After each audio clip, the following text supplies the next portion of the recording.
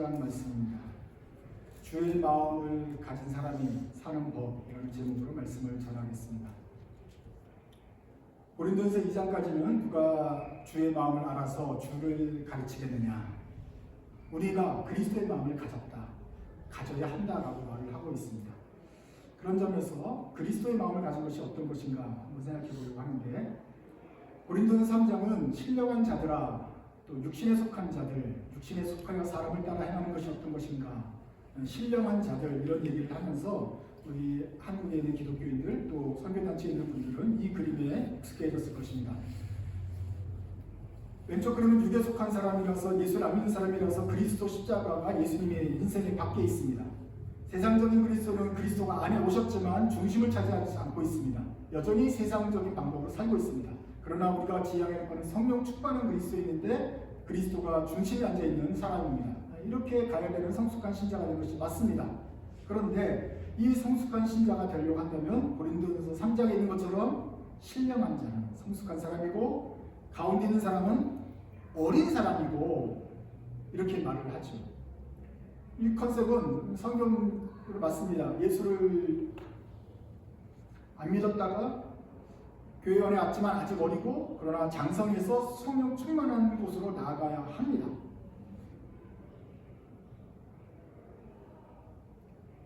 뭐 이건 명확하지겠죠.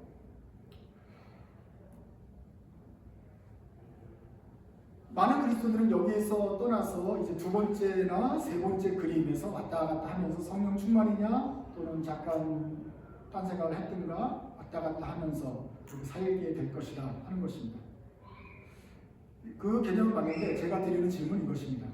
그런데 이 그림을 설명하면서 육신에 속한 자는 이제 고린도전서 2장, 성령에 속한 성령 충만한 신자는 고린도전서 3장 1절 이렇게 말하고 있는데, 과연 고린도전서 3장이 성령 충만에 대해서 가르치든가 하는 것입니다.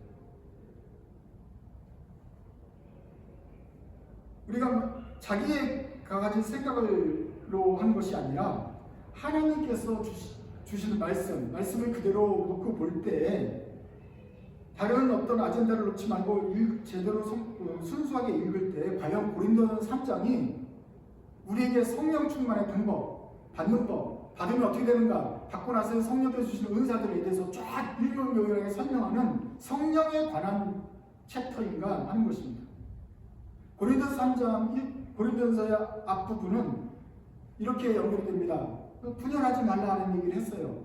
그리고 2장에 보면 뭐 이것저것 자기를 자랑하지 말라는 이야기를 했던 것 같아요.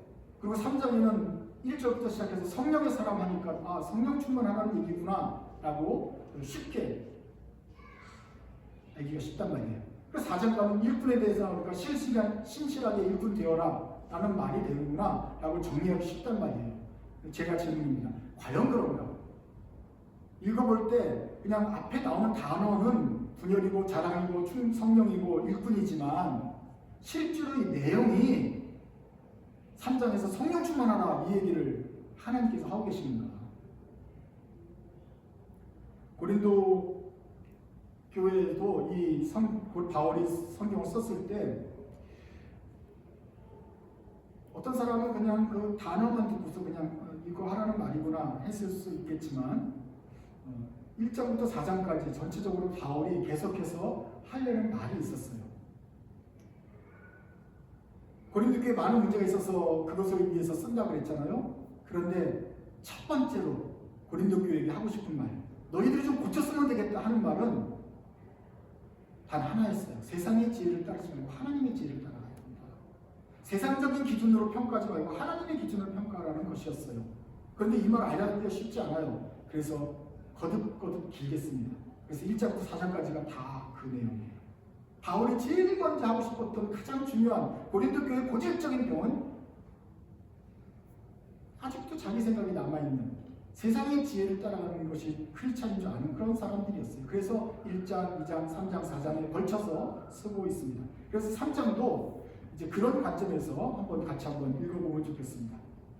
겉에 나오는 단어가 아닌 전체적인 그 문맥상에서 과연 무엇을 자꾸 말하고 있는가 하는 것을 생각하면서 저랑 한 절씩 번갈아가면서 읽겠습니다. 3장입니다. 형제들아, 내가 신령한 자들을 대함과 같이 너에게 말할 수 없어서 육신에 속한 자 곧 그리스도 안에서 어린 아이들을 대함과 같이 하노라. 내가 너희를 젖으로 먹이고 밥으로 먹이려 하니 이는 너희가 감당하지 못하였으므로 지금도 못하리라. 너희는 아직도 육신에 속한 자로다. 너희 가운데 시기와 분쟁이 있으니 어찌 육신에 속하여 사람을 따라 행함이 아니리요. 어떤 이는 말하되 나는 바울이라 하고 다른 이는 나는 아볼로이라 하니 너희가 이게 사람이 아니리요. 그런즉 아볼로는 무엇이며 바울은 무엇이냐? 그들은 주께서 각각 주신 대로 너희로 하여금 믿게 한 사역자들이니라. 나는 심었고 바울은 물을 주었으되 오직 하나님께서 자라나게 하시니 그런즉 심는 이나 물 주는 이는 아무것도 아니로되 오직 자라게 하시는 이는 하나님뿐이니라. 심는 이와 물 주는 이는 한 가지이나 각각 자기가 일하더라도 자기의 상을 받으리라. 우리는 하나님의 동역자들이요 너희는 하나님의 밭이요 하나님의 집이니라. 내게 주신 하나님의 이름을 따라 내가 지혜로운 건축자와 같이 터를 깎아주매 다른 이가 그 위에 세우나 그러나 각각 어떻게 그 위에 세울까를 조심할지니라. 이 닦아둔 곳 외에 능히 다른 터를 닦아줄 자가 없으니 이 터는 곧 예수 그리스도라. 만일 누구든지 금이나 은이나 보석이나 나무나 풀이나 짚으로 이 터 위에 세우면 각 사람의 공적이 나타날 터인데 그 날이 공적을 밝히리니 이는 불로 나타내고 그 불이 각 사람의 공적이 어떠한 것을 시험할 것입니다. 만일 누구든지 그 위에 세운 공적이 그대로 있으면 상을 받고 누구든지 그 공적이 불타면 해를 받으리니 그러나 자신은 구원을 받되 불 가운데서 받은 것 같으리라. 너희는 너희가 하나님의 성령인 것과 하나님의 성령이 너희 안에 계시는 것을 알지 못하느냐. 누구든지 하나님의 성전을 더럽히면 하나님이 그 사람을 멸하시리라. 하나님의 성전은 거룩하니 너희도 그러하니라. 아무도 자신을 숨기지 마라. 너희 중에 누구든지 이 세상에서 지혜 있는 줄로 생각하거든 어리석은 자가 되라. 그리하여야 지혜로운 자가 되리라. 이 세상 지혜는 하나님께 어리석은 것이니 기록된 바 하나님은 지혜 있는 자들로 하여금 자기 꾀에 빠지게 하시느니라 하였고 또 주께서 지혜 있는 자들의 생각을 헛것으로 아시자 하셨느니라. 그런즉 누구든지 사람을 자랑하지 말라. 만물이 다 너희 것이니라. 바울이나 아볼로나 게바나 세계나 생명이나 사망이나 그 어린 것이나 작은 것이나 다 너희의 것이요 너희는 그리스도의 것이요 그리스도는 하나님의 것이니라. 아멘.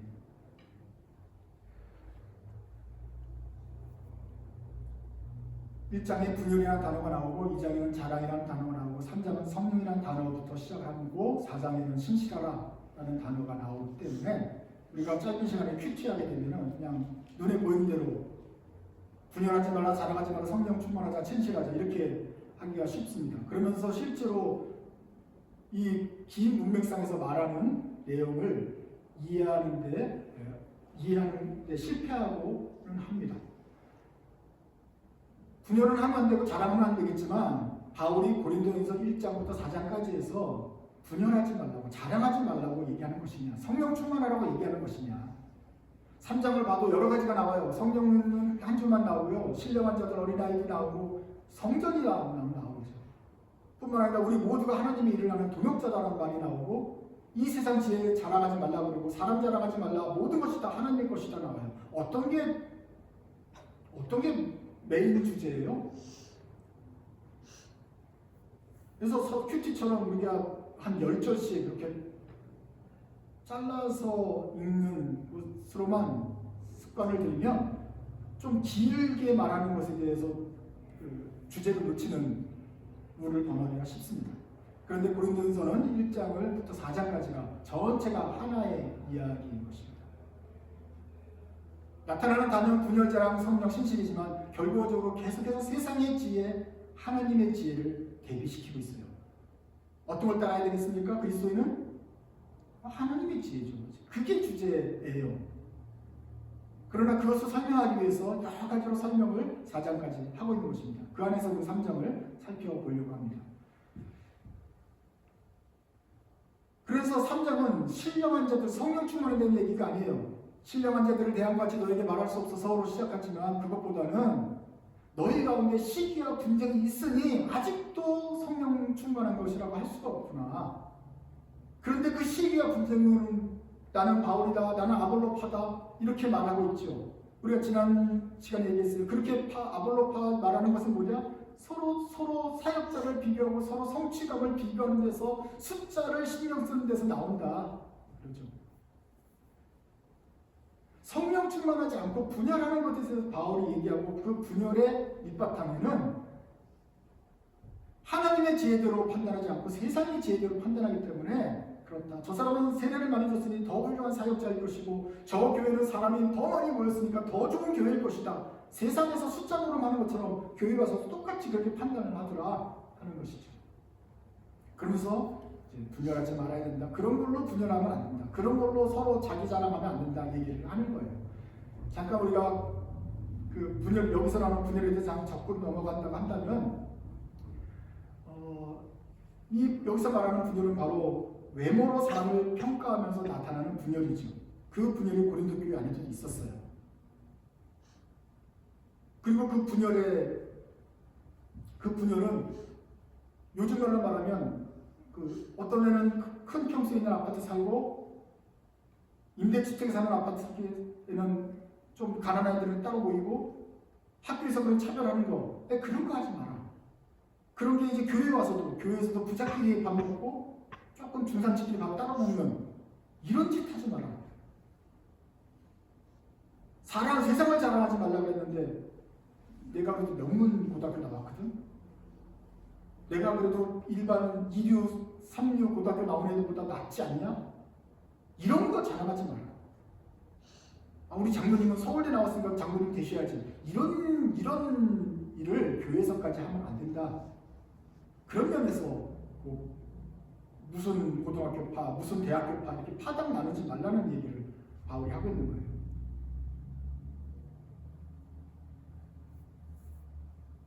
우리가 착각하지 말아야 될 것도 하나 있는데 그것은 분열이 의견 차이가 분열이 있을 수가 있습니다. 특별히 이번에 개헌 사태가 나오고 국회 난입하고 법원에 난동하고 이런 것에 대해서는 사람마다 생각이 다를 수 있지만 그것은 분열이 아니죠. 그거는 옳고 그름이 명확한 거 아니잖아요. 명확한 거죠.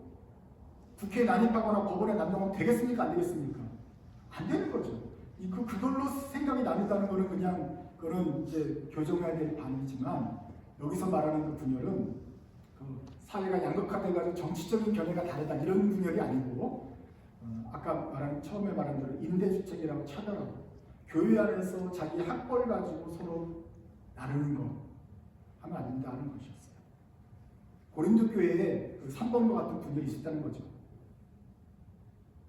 우리는 자유인들 이쪽 분단은 노예 출신 그리스도인 교회, 고린도 교회에 앉아 있는 거야. 앉을 때도 자유인들과 비구인들 따로 앉고 노예들은 노예들끼리 앉고 이런 짓 하지 마라 라고 바울이 얘기하는 것이죠. 그러니까 귀족들은 귀족답게 아볼로파하고 바울하고 바울은 노예들 그러니까 또는 우리랑 좀 비슷하게 생긴 바울파하고 이런 식으로 모이지 마라. 바울이 그렇게 얘기하는 거예요. 세상의 기준으로 우리 자유인, 신분 또는 부자, 가난한 자 먹을 때도 따로 먹고 맛있는 거 먹고 좀 조금 먹고 이렇게 나누는 것에 대해서 바울이 책망하는 것이 나옵니다. 그 분열하지 말라는 것이었어요. 너희 가운데 아직도 시기와 분쟁이 있구나. 이게 성령 충만하지 않은 거고 세상의 지혜를 따르는 거다.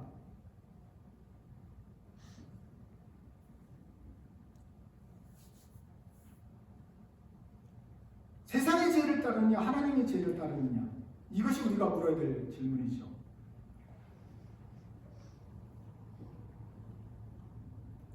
지금 이제 사회가 양극화돼가지고 여러 가지 사안에 대해서 여러 가지 의견이 있습니다. 그래서 지금은 한국에서나 미국에서나 어떤 교회 안에서 의견이 많이 상충하고 하는 그런 시기예요. 뭐 동성연애도 그렇고 정치에 관한 문제도 그렇고 투표에 관한 문제도 의견이 서로 달라져요. 그건 좋아요.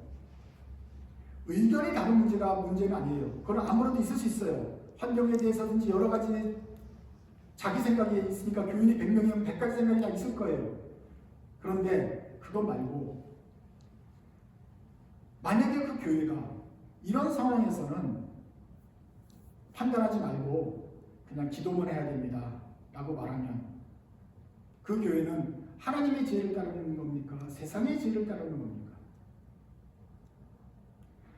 여러분이 목사라고 생각해보세요. 여러분이 장로예요. 여러분이 교회의 어떤 리더예요. 이럴 때 우리 교인들이 생각이 여러 가지가 다 틀려요.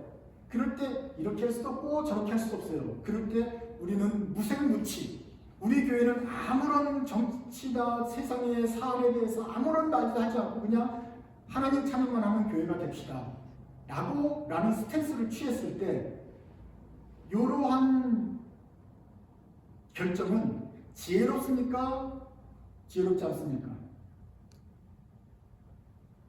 한쪽이라도 택하면 이쪽이 불편하고 이쪽을 택하면 이쪽이 불편할 테니 그냥 나는 그냥 우리 교회는 아무렇게나 가만히 있으시다. 주님만 택하고 아예 그런 사안은 언급도 하지 맙시다. 그렇게 하면서 찬송만 예배만 드리는 교회가 됩시다 라고 말할 때 이 교회는 지혜롭습니까? 지혜롭지 않습니까?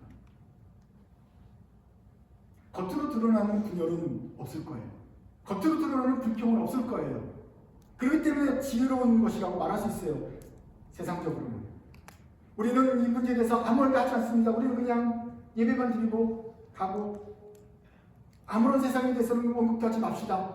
이렇게 말하면 자신들은 보호를 받을 거예요. 교인들의 숫자에 대해서는 영향이 없을 거예요. 그렇게 하면서 그 시기를 넘어갔다면 교회는 아이고 우리는 지혜롭게 잘했다 라고 말할 수 있을 거예요. 그런데 그 지혜가 하나님의 지혜였어요? 세상의 지혜일까요? 세상의 지혜예요. 예를 들면 큰 기업이 이럴 때 우리는 환경변화, 기후변화에 대해서 염려한다라고 하게 되면 기후변화를 반대하는 사람들 입장에서 공격을 받고 수익이 떨어질 테니 우리는 기후변화에 대해서 아무 소리도 안 하겠다라는 정책을 세운다면 그거는 기업으로서는 지혜로울 거예요. 하지만 교회로서는 그것이 하나님의 지혜를 따르는 것이냐 하는 것이죠. 많은 교회들이 세상의 지혜를 택합니다. 조용히 해야지. 교회도 숫자 떨어지지 않게. 컴플레인이 가장 적은 방법으로 아예 우리가 언급도 하지 않고 그냥 모른 척하고 있으면 그리고 교인들의 시선을 다 돌려서 저 십자가만 바라보라고 자꾸 그렇게 하면은 논쟁도 없고 불평도 없고 그럴 테니 우리는 안전하지 않겠냐 하는 것이죠. 그런데 그것을 세상의 지혜야.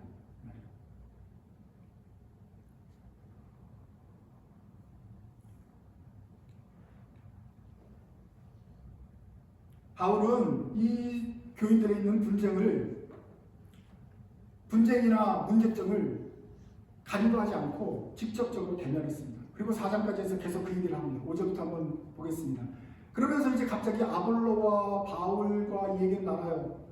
너희들이 평가하고는 나는 아볼로파에 속한다. 우리 고등학교 출신 바울파에 속한다. 나는 베드로파다. 이렇게 하는 거 아니다. 각자 사역자들이 심고 물 주고 세례받게 하고 자라게 하는 그 각각의 과정들을 겪는 거 아니냐.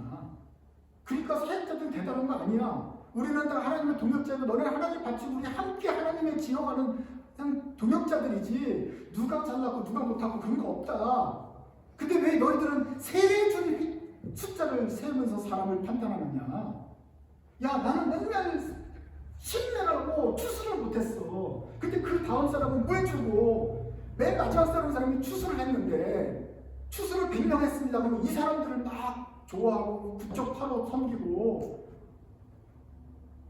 너희들은 그러지 않느냐? 이 하나님의 지혜겠냐? 세상의 지혜겠냐? 모든 사람이 다 같은 동역자이냐? 이 사람은 공부를 잘해서 서울대 갔으니 머리로 하는 사람들을 섬기는 거고 이 사람은 몸으로 하나님을 섬기는 거고 이 사람은 자기의 그 다른 은사를 통해서 하나님을 섬기는 거고 이 모든 것이 다 하나님을 가는 것이지 너희들은 다 서울대, 명문대 여기만 다 옳다고 여기지 않느냐. 이거 안 된다. 그거는 세상의 지혜에 따라가는 거다.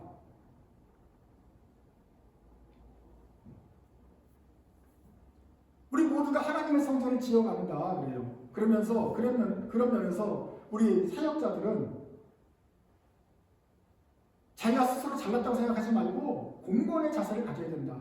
여러분이 말하는 어떤 인상이 공무원 인상이 어떤 건지 모르겠지만 제가 말하는 것은 공무원이라는 것은 자기의 사리사욕을 챙기지 않고 위에서 내려온 그 업무대로 그것을 잘 하는 사람이에요. 공무원이 됐다고 그게 자기 나라가 되는 게 아니잖아요. 하나님의 나라인데 그걸 잠깐 맡긴 것이니까 자기 사명을 잘하는 거예요. 또 공무원의 좋은 점 뭐냐면은 시킨 것만 하는 거예요. 일부러 막 말하지 않고 딱 주어진 대로 정확하게 요것만 하는 사람이에요. 우리가 모두가 다 하나님의 성전이고 성전을 같이 짓는 사람들입니다. 뭐 목사, 성도 살 것 없이 다 같이 짓는 거예요. 근데 여러분들도 공무원의 자세를 가져야 돼요. 하나님께서 맡겨주신 일을 하는 사람의 자세를 가져야 된다.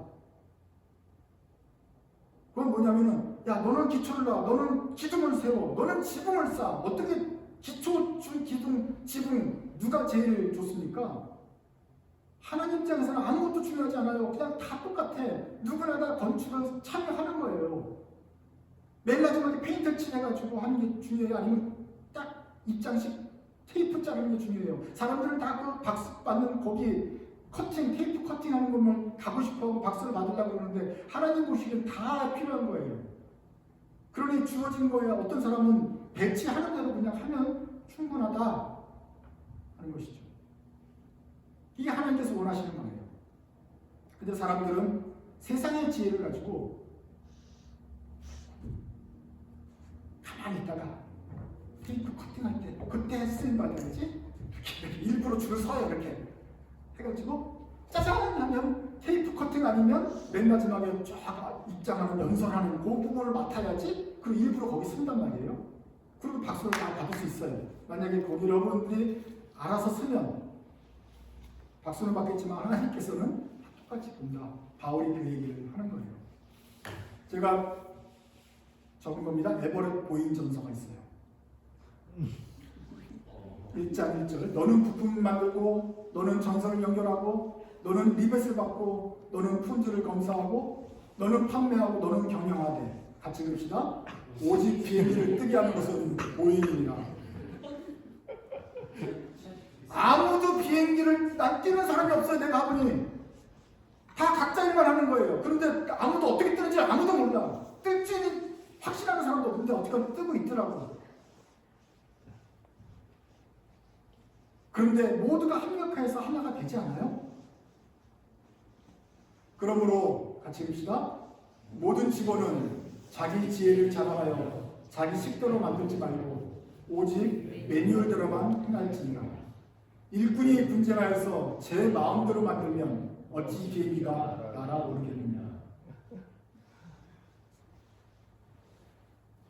기초를 이루라고 절로 가야지.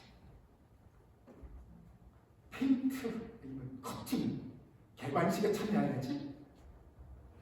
지금 못하는 애들 저 기초를 하고. 그러면 집이 쓰겠느냐.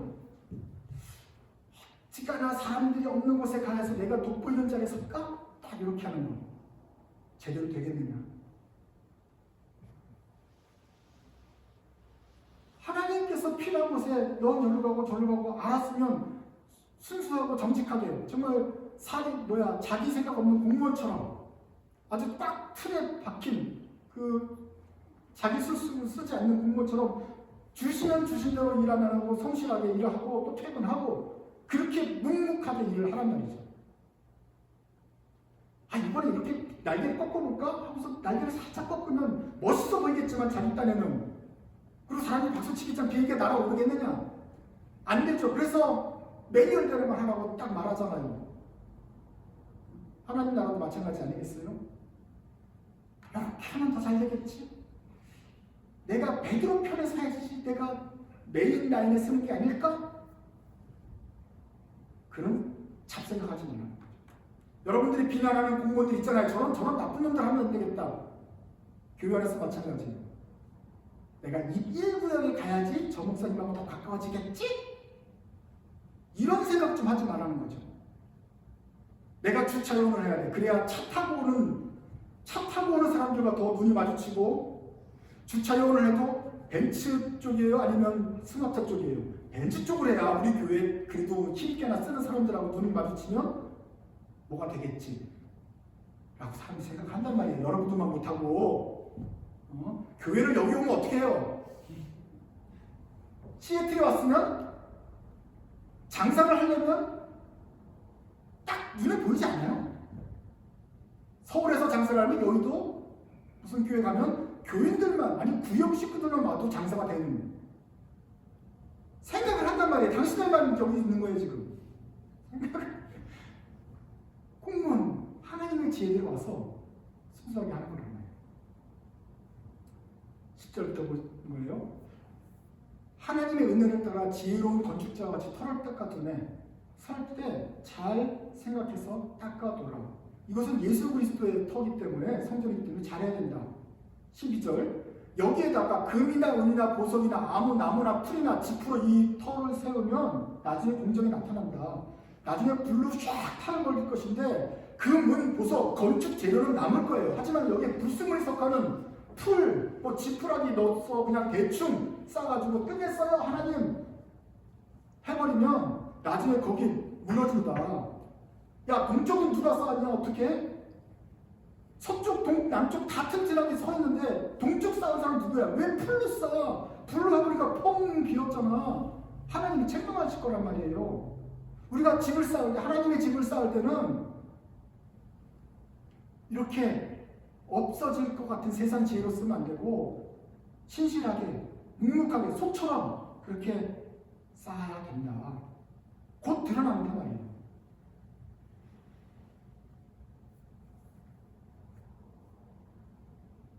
교회 안에서도 하나님의 성전을 쌓았는데 그 문 좋은 거잖아요. 보석도 좋고 대리석도 좋은데 거기다가 나무 섞어놓고 풀 섞어가지고 지프로 대충 섞어가지고 금방 이렇게 성과만 부풀리는 사람이 있었다잖아요.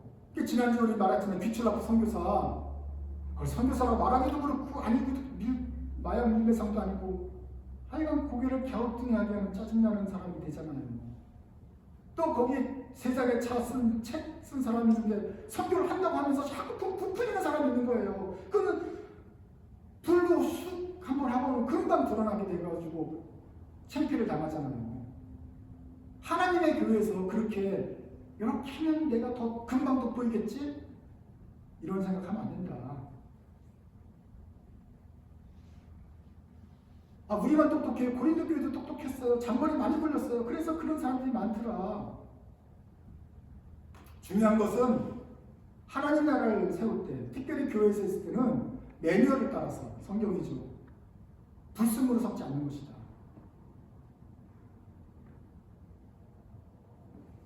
아니, 보이에 불순물 섞여가지고 비행기도 못 두고 막 리콜 당하고 그랬는데 하물며 하나님의 나라 교회가 설레면 불순물이 없어야 되는데 여기 있는 불순물은 뭐냐? 불순한 생각입니다. 세상의 지혜입니다. 사업가가 많은 곳을 가야지? 이런 생각입니다. 아니야, 오히려 적은 교회 가서 내가 확 휘어잡아야지? 이 생각이 있는 거예요. 여기서 내가 조금만 하면 금방 장도되겠네? 여기서 스텝 해가지고 다음 따로 가야지? 이런 생각 가지고 있는 게 불순한 생각이란 말이에요. 여기에 와야지, 내가 자동적으로 반주자 하겠네? 내가 내 실력 가지고도? 여기서 반주자 이력을 쌓아야지? 여기서 쓰면 그냥 성과자 되겠네? 뭐 이렇게 하면 부정한 의도란 말이에요. 이게 뭐다? 세상의 방식이고 세상의 생각이에요. 교회 올 때도 세상의 생각을 가지고 온 사람들이 있더라. 고린도 교회에도 그런 사람들이 많더라. 이제 막 예수 믿고서 교회 왔는데 그 고린도의 대도시 아니었어요. 그 고린도의 방식을 가지고 세상의 방식을 가지고 고린도 교회를 하니, 고린도 교회에 참여하니 교회가 엉망이 되죠. 그래서 사도 바울이 이렇게 길게 쓰는 거예요. 불순물을 성전 짓는데 섞지 마라. 너희 딴에는 잘했지 하고서 섞는데 그게 다 세상의 지혜고 이것 때문에 건물 무너진다. 하나님의 지혜를 섞어야 된다. 만일 누구든지 그 위에 있는 새 공적이 그대로 있으면 상을 받을 것이고 그건 당연하지인데 여기서 중요한 거는 누구든지 그 공적이 붙어가지고 뻥 뚫리게 나오면 해를 받는 겁니다. 혹시 구원을 받을지는 모르겠지만 하나님은 혼날 거다. 그 말은 다른 말로 구원을 받되 불 가운데서 받은 것 같으리라. 너희가 하나님의 성전이고 너희 교회가 하나님의 성전이고 성령께서 여기 계시고 또 너희 속에도 성령이 계신 거 알지 못하느냐? 그러면 너희 마음속에 불순을 섞지 마라. 우리 교회 안에 불순을 섞지 마라. 하나님이 일할 때 거기에 삿된 마음, 사사로운 거짓된 생각을 섞지 말아야 된다. 그러면 하나님이 17절 하나님이 그 사람을 멸하시리라. 하나님의 성전은 거룩하지 너희도 그렇다. 너희 고린도 교회도 그렇다. 여기 속이지 말라. 너희 중에 이 세상에서 지혜로운 줄 생각하던 어리석은 자가 되어야지 지혜로운 자가 될 것이다.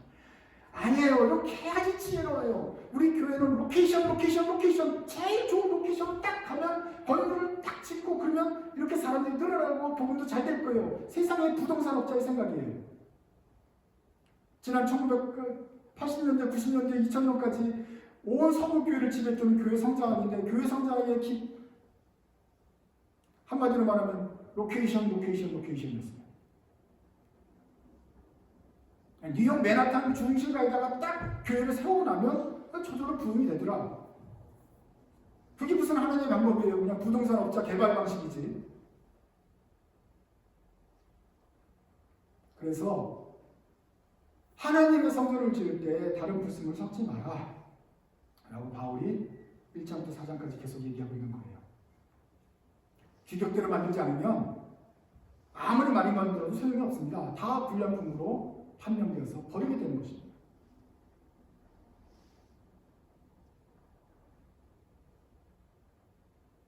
우리 한국교회를 보면 단기간에 많은 사람들이 모였다고 그랬잖아요. 그런데 우리 성정이 맞았어요. 짧은 시간에 많은 사람들 대량 생산하는 게 우리 한국인의 성향에 맞다고요. 그래서 우리 지혜대로 대량 생산, 대량 선포 했다고요. 그래서 그렇게 되는 줄 알았는데 나중에 알고 보니 결과들이 이렇게 수준이 낮아요. 교회들이 순수함을 잃어버리고 잔머리를 굴려요. 이런 상황에서 아무 말도 하지 말고 판단하지 말고 조용히만 있으면서 여기를 모면하려는 그 잔머리를 굴리는 교회들을 양산해냈어요. 그건 불순물이죠. 불량품으로 드러나는 것이에요. 하나님의 성전을 더럽히는 것이에요. 하나님의 성전을 더럽히는 불순물이 많이 있어요. 그러면 하나님이 그 사람들을 불살라버리리라. 그 교회가 불로 타서 아무것도 남지 않는 곳이 될 것입니다. 다시 지어야 돼요. 세상의 지혜로 가면 결과적으로 남는 게 없어요. 그러니까 하나님의 교회는 하나님의 지혜대로 하나님의 방식대로 지어야 돼요.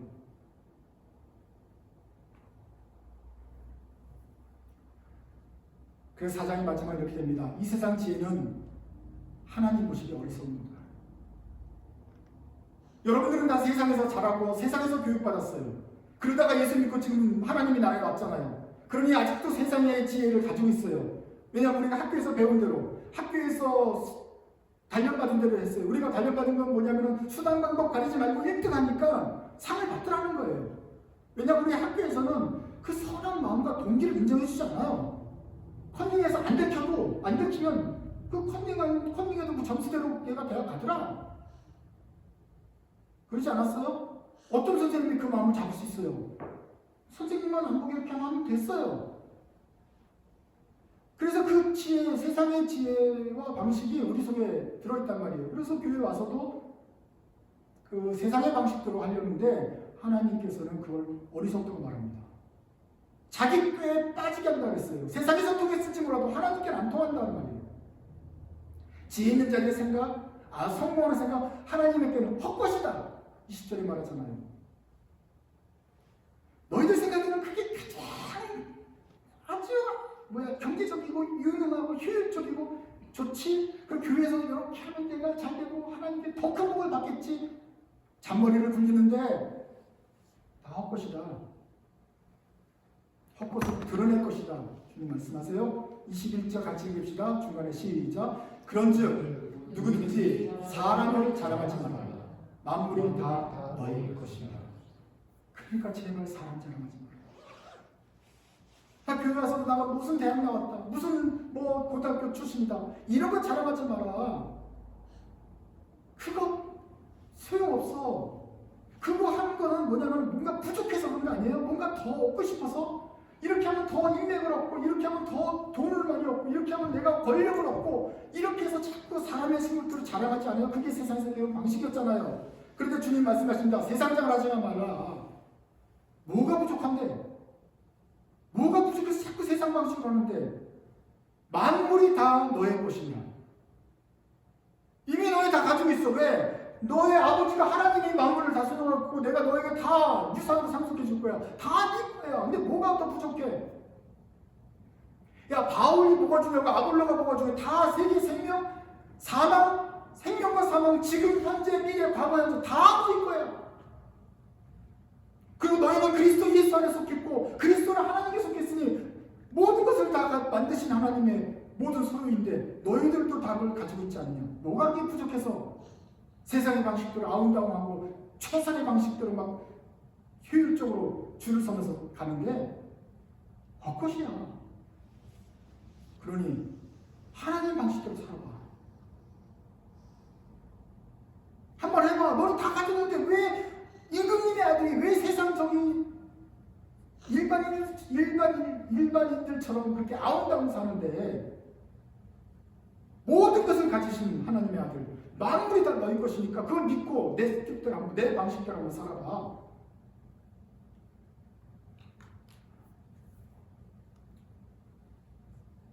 예수 믿을 때 참 어려웠습니다. 하나님 믿을 때는 하나님이 보이는 분이 아니었기 때문에 너무 어려웠어요. 그런데 하나님을 믿고 난 다음에 참 그 믿음이 생겨서 하나님을 믿었는데 제가 경험한 것 중에 그 다음 시험이, 두 번째로 시험이 바로 이거였어요. 눈에 보이지 않는 하나님을 믿게 나니까 그러면 하나님을 따르고 싶은데 그럼 그 교회에서는 하나님 방식대로 살아야 되는 거였어요. 그게 힘들었어요. 왜냐하면 나는 그렇게 교육받지 않았거든, 훈련받지 않았거든, 해본 적이 없거든. 우리 세상에서는 이 세상 지혜를 써서 살아라고 말했는데 하나님께 왔더니 이 세상 지혜 살지 말고 하나님 방식대로 하나님 믿고 살아라 그러는데 해본 적이 있어야지. 그게 너무 어려웠어요. 하나님께 최선을 다하고 싶으면 내 머리가 막 돌아가는데, 그죠? 아무리 무식해도 돌아는 가잖아요. 이렇게 하면 좋을 것 같아. 근데 이걸 내려놓고 하나님의 방식대로 한번 멍청하게 한번 해봐야 되나? 너무 어려웠어요. 왜냐면 우리 체질이 안 맞아요. 특별히 한국 사람 체질이 안 맞습니다. 왜냐? 우리가 유태인당으로 굉장히 쫓통한 사람 아니에요? 한국 교인들이요, 고린도 교인들이요, 다 잔머리 내려놓고 하나님 방식대로 한번 해봐라. 고린도 교회도 참 어려운 것 같아요. 그리고 교회 가서도 계속 내가 자유인이니 부자니 어떻게 하면 줄 설 거니 계속 하면서 머리를 굴리니 그러면서 분쟁하고 이렇게 우리 파가 더 잘 되겠다 하면서 서로 파당을 나누고 경쟁을 하니 바울이 얘기를 하죠. 한 장은 얘기해가지고 안 돼요. 2장, 3장, 1장부터 4장까지 계속 주구장창 그 얘기를 해요. 세상의 지혜를 따를 거냐 하나님의 지혜를 따를 거냐. 너희들이 지금 하고 있는 그 파당이며 서로 자기 자랑하는 게 다 세상 지혜 아니냐. 세상에서는 자기 자랑하는 사람들이 알아주고 그게 통해요. 통하는가 봐요. 하지만 교회 안에서는 하나님의 성전에서는 그거 하면 안 돼. 통할지 몰라, 고린도 교회 같은 곳에서는. 근데 그러면 안 되는 것이야. 우리 하나님의 교회를 세울 때는 그게 안 통하는 곳, 하나님의 지혜가 통하는 곳을 만들어야지. 우리는 지금 어떤 교회를 만들어 가고 있습니까? 우리가 한나의 교회 가서 예배 드리는 것, 모든 행동 하나가 하나님의 성전을 벽돌 한 장 놓듯이 지어가는 거예요. 지어가는데 내 방식대로, 세상 방식대로 짓습니까? 하나님의 방식대로 짓고 있습니까? 튼튼하고 불에 사리지 않는 돌로 재료로 금과 은 정결한 것으로 짓고 있습니까? 아니면 여러분의 삿된 마음 풀과 지푸라기로 짓고 있습니까? 나중에 하나님께서 보실 때 튼튼한 성전으로 남겠습니까? 아니면 다 살라서, 불살라서 내가 지은 곳은 펑 하고 구멍이 남겠습니까? 그러니 이제 세상에서 어둠에서 벗어나서 하늘 빛의 나라로 왔으면 어둠 나라에서 배운 방식대로 살지 말고 조금 세상에서 무식하게 보이고 멍청하게 보여도 하나님께 지혜로운 방식대로 살아가야겠다. 교회 가서는 좀 멍청한 것처럼 아무것도 없는 것처럼 자기 자랑 안 하면서도 하나님께서 주어진 대로 남들이 알아주지 않아도 기초 놓아라 하면 기초 놓고, 하나님이 와서 기둥 붙잡으라 하면 기둥 붙잡고, 자기 이름 드러나지 않아도 하나님 세우는 방법으로 하는 사람이 하나님의 사람 아니겠느냐, 바울이 말하고 있지 않습니까?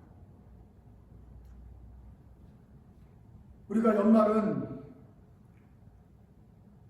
메리 크리스마스 인사주제를 못하고 지냈고, 새해도 해피 뉴이어도 못하고 지냈는데, 드디어 이제 우리가 구정을 맞아서 이제 새해를 맞이할 때가 되었습니다. 참 감사한데, 이제 2025년을 지금까지 살아온 대로 세상의 지혜대로 살 것이냐, 아니면 다시 한번 마음을 먹고 하나님의 지혜대로 살아볼 것이냐. 먼저 그의 나라와 그의 의를 구하라. 그러면 이 모든 것을 너에게 더하시리라. 먼저 그의 나라와 그의 의를 구하면 모든 너희들이 원하는 모든 것을 하나님이 다 더해주신다. 하나님의 마음을 가지고 계시기 때문에, 너희들에게 모든 게 이미 있기 때문에 다 더하는 거다 라는 이 믿을 수 없는 말씀을 한번 믿어보시겠습니까? 먼저 그의 나라와 그의 의를 먼저 구하면 이 모든 것을 너에게 더해 주신다라는 우리 예수님의 말씀을 한번 믿어보고 이해를 시작하겠습니까? 하나님의 지혜대로 따라서 하나님의 방식대로 한번 살아보겠습니까? 그러면 주님께서 오실 때 우리가 세운 모든 것들이 헛되이 날아가는 것이 아니라 남아있어서 주님 앞에서 그 눈앞에서 참으로 잘하여도다 칭찬받는 그런 종으로 드러나게 될 것입니다. 새로 오는 한 해는 하나님의 지혜대로 살기로 작정하고 그렇게 살아갑시다. 기도하겠습니다. 하나님, 부족하고 세상에 닳고 다른 저희들이 다시 한번 주님 앞에 회개하며 머리 숙입니다. 주님께 잘해보려고 노력하는 마음도 있었고 한때 감동받은 마음도 있었지만 저희들이 하는 행위는 다 세상에서 물려받았고 세상에 있는 유전자로 살고 있고 아둥바둥하면서 교회 안에서도 그렇게 경쟁하며 분쟁하며 하나님 앞에 자기 자랑하려고 하는 모습들이 없지 않았습니다. 주님, 다시 한번 저희를 정결하게 주시옵소서. 숨어있는 동기가 있습니까? 악한 마음을 가지고 있습니까? 주님, 저희들의 혼란한 마음을 정결케 해 주시옵소서. 그래서 주님 보시기에도 순수한 사람들 되어서 하나님의 이 순수한 마음으로 하나님의 방법대로 주님의 교회를 세워가며 하나님께 영광을 돌리는데 내 방법이 아니라 하나님의 방법대로 영광을 돌리고 주께서 원하시는 방법대로 저희가 쓰임받기를 원합니다. 주님, 주께서 어디로 저희를 부르시든지 어디로 배치하시든 간에 저희가 신실한 종이 되어서 주의 성전 잘 세워가게 하여 주시옵소서. 중간중간에 세상의 유혹과 세상 지혜의 방식이 우리 마음속에서 솟아날 때가 있는데 주님, 지혜할 수 있는 힘을 주시고 하나님의 방식을 따르겠다는 이 굳은 결심으로 또 믿음으로 먼저 그의 나라와 그의 의를 구하는 신실한 주의 백성 되게 하여 주옵소서. 주 안에서 베드로나 바울이나 물 주는 자나 씹는 자나 다 아무것도 아니다라는 말씀 기억하면서 묵묵하게 보이지 않는 곳에서도 주께 헌신하는 주의 성도들 되게 하여 주옵소서. 그래서 마지막 날에 그 불시험이 닥칠 때 한 번도 흔들리지 않고 주님 앞에 당당하게 흠없이 바로 설 수 있도록 축복하여 주시옵소서. 예수님의 이름으로 기도드립니다.